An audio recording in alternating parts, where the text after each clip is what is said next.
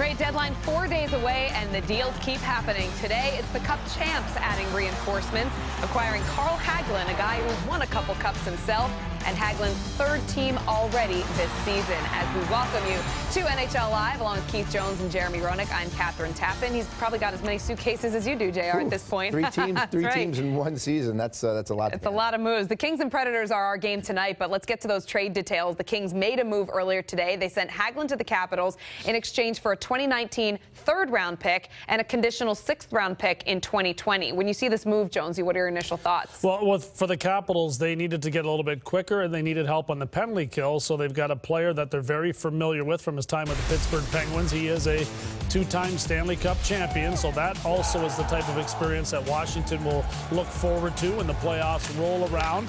He is an exceptional penalty killer. He uses his speed to great advantage. He uses his stick to help him out in knocking pucks away, and he can score some goals along the way as well. The offensive production has not been there over the last couple of seasons for Carl Hagelin, but new life in Washington should provide him with a spark and get him going offensively as well. Yeah, well, the good thing in Washington is they don't need him for the offense. They have plenty of offense to go around. There's no question about that, but you always know what you're going to get from Carl Hagelin, and that's an honest effort every single night.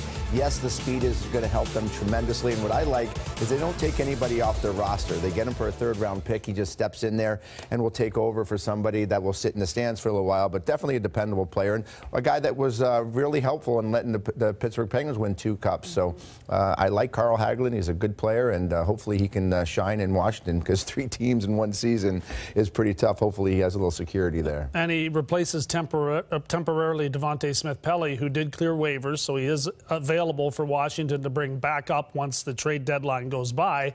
And we watched Smith-Pelly play some great hockey in the playoffs last year. He had 7 goals for him. Looked like his career was on the upswing, and all of a sudden the message wasn't being received from Todd Reardon. Hopefully it's a wake-up call for Smith-Pelly as well. Then he gets a chance to climb back into the picture in Washington.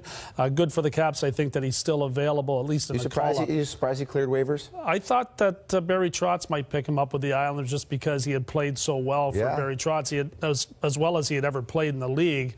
Trotz, he really knew what he was doing with that player and made him a better player, but the Islanders passed on him. He had some of the most memorable goals during the finals, during the playoff run last year. That surprised me that he snuck through.